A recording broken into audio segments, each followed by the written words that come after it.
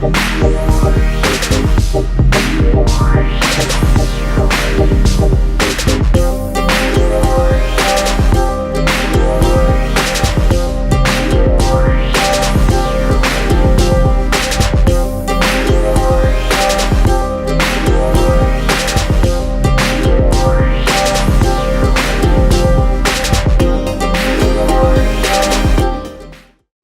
2 of the top 50 greatest moments in Ring of Honor history. Part 1 is already up. Let's dive right into it. Number 40, Homicide, ROH God. Homicide was the backbone of the early days of Ring of Honor. He was put in so many profile angles. He put on amazing matches. His team-ups with Samoa Joe and Low-Ki to coming back to Ring of Honor to help Ring of Honor's fight with CZW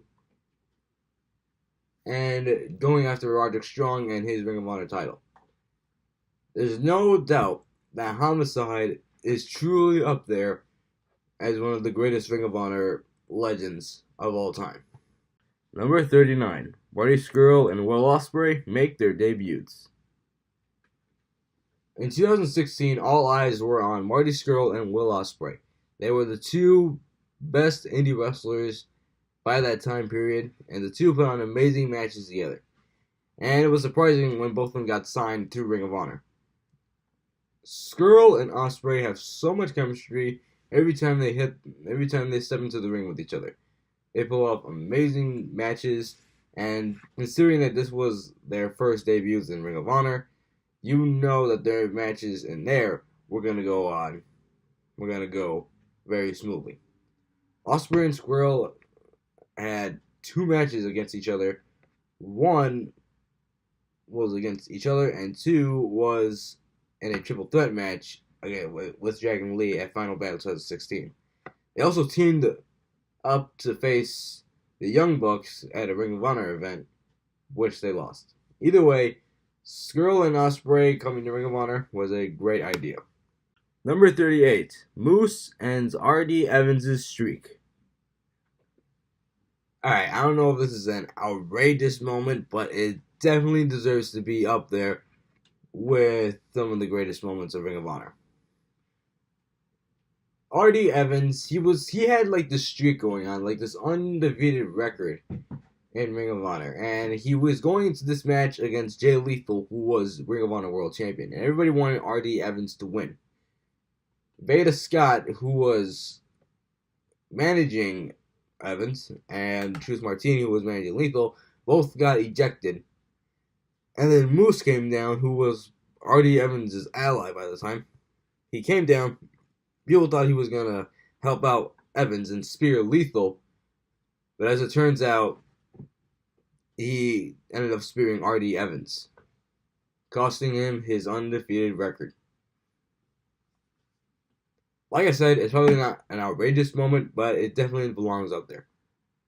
Number 37, the Briscoes versus the Kings of Wrestling Blood Feud. The late 2000s, the early 2010s was a banner year for Ring of Honor. They got their TV deal on HD Net. They've had a stacked roster, and probably one of the greatest tag team feuds of all time, the Briscoes versus the Kings of Wrestling. In this feud, Claudio Castagnoli and Chris Hero, now known as Cesaro and Cassius Ohno in WWE right now, Castagnoli and Hero waged war against the Briscoes, which all started with them knocking out the Briscoes' dad. Yeah, Chris Hero knocked out Papa Briscoe at a TV taping, which caused the Briscoes to come down and attack them. They had a blow-off match at Death Before Dishonor 2010, a very bloody match, which saw the Kings come on top, until Papa Briscoe decided to attack Shane Hagedorn, the Kings' manager by the time, leading to a six-man tag at Final Battle 2010. Shane Hagedorn, Castagnoli, and Hero versus the Briscoe family. The reason I said the Briscoe family was because it was Jay and Mark and Papa Briscoe. That's right. The Briscoes' dad competed in a match once. Either way, I think that the Briscoes and the Kings of Wrestling was probably one of the greatest Ring of Honor tag team feuds of all time. Number 36, War Machine versus the Briscoes. Just like the Kings of Wrestling, the War Machine also go up there with the Briscoes' greatest rivals of all time. War Machine, now known as the War Raiders in NXT right now, they took the Briscoes to the limit. And their best match and 4 best matches against each other was at Global War 2016. I think that match was a good match. Hanson, Rowe, Jay Briscoe, and Mark Briscoe took each other to the limit. They beat the hell out of each other. And it was a great personification of the tag team division in Ring of Honor. Even though Hanson and Rowe are down in NXT tearing it up, they'll always have that great Ring of Honor match and that great feud against the Briscoes in Ring of Honor. Number 35, Bryan Danielson versus Takeshi Morishima, Fight Without Honor. Takeshi Morishima is one of the greatest deathmatch wrestlers of all time in Japan.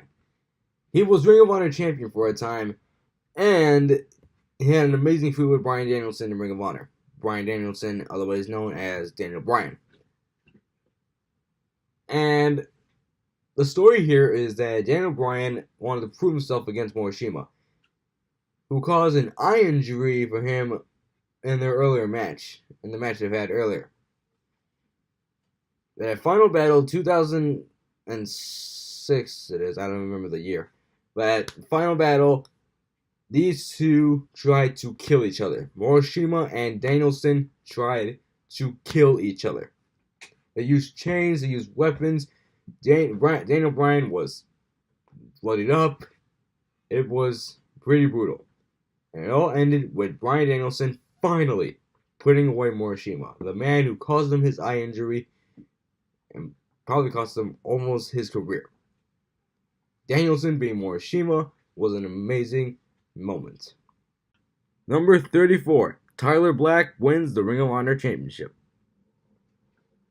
Seth Rollins is one of the most charismatic and greatest superstars in WWE right now. And a big part of why he is so amazing is from his success in Ring of Honor as Tyler Black. Tyler Black, who just broke away from the Age of the Fall, I'll get that later, went after Austin Aries, who was Ring of Honor champion by the time. And it all culminated at the anniversary show, Aries versus Black. Now, Tyler Black, who had a championship match at Final Battle 2009, who lost it because he couldn't keep his anger intact, had another opportunity. But this time, Roderick Strong was the timekeeper in all this, or the enforcer in all this. And it all ended with Tyler Black beating Austin Aries for the Ring of Honor Championship. And he would go on to be one of the greatest Ring of Honor champions of all time. Until he would turn heel and threatened to bring the Ring of Honor Championship to Monday Night Raw when he signed a developmental deal with WWE. He would then drop the belt to Roderick Strong at Death Before Dishonor in 2010, and the rest is history. Number 33, The Bucks versus the Hardys. Final Battle 2016. The Young Bucks just went through a grueling match against the Briscoes. When all is done and the dust settled and they were about to celebrate, the lights went out and broken Matt Hardy showed up on the screen. Who then, he and Brother Nero waged war on the Young Bucks. And keep in mind, the Young Bucks have to be one of the greatest tag teams in professional wrestling today. Not just any other promotion, professional wrestling today. The Young Bucks and the Hardys had 2 matches against each other in 2017. One was against Manhattan Mayhem, where they won the belts, where the Broken Hardys won the Ring of Honor Championship, Tag Team Championships, and the other was at Supercard of Honor, 2017, right before WrestleMania 33, where the Hardys would return. The two matches against each other were amazing, and it was a great passing of the torch, because if you think about it, the Bucks and the Hardys are kind of like the same thing, you know. The Bucks, well, people refer to the Young Bucks as the Rockers, you know, Marty Jannetty and Shawn Michaels, but I feel like they're the same. They're up there with the Hardys, and it was a great passing of the torch for both matches. Number 32, Bryan Danielson, Ring of Honor legend. As I mentioned before, Bryan Danielson has to be one of the greatest Ring of Honor alumni ever. He's been one of the best world champions. He put on amazing matches against so many people.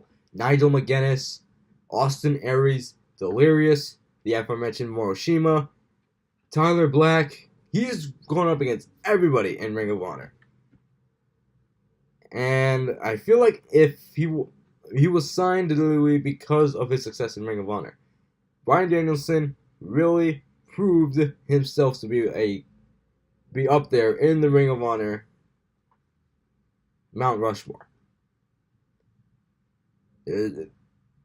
He will go down as one of the greatest Ring of Honor superstars of all time. Number 31, the Young Bucks Superkick Kenny Omega. One of the most recent moments to happen at Supercard of Honor 2018. I said before that Bullet Club is Fine was probably one of the best stories in 2018. And a big chunk of that is on this very night.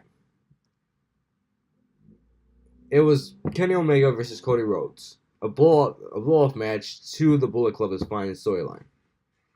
The Young Bucks were at a crossroads because they didn't know who to go for. Cody Rhodes, who was the so-called leader of the Bullet Club, or Kenny Omega, who was their longtime friend. And it was an amazing moment on this night. Cody Rhodes and Kenny Omega both laid each other out. Then the Young Bucks came down looking to super kick Cody Rhodes. But then Cody Rhodes would get out of the way, and the Young Bucks ended up super kicking their longtime friend Kenny Omega, leading Cody Rhodes to pick up the win. It was a jaw-dropping moment, and it was a pretty emotional one too, which even gave more fuel to the Bullet Club is Fine storyline. Well, everybody, we're halfway down the field.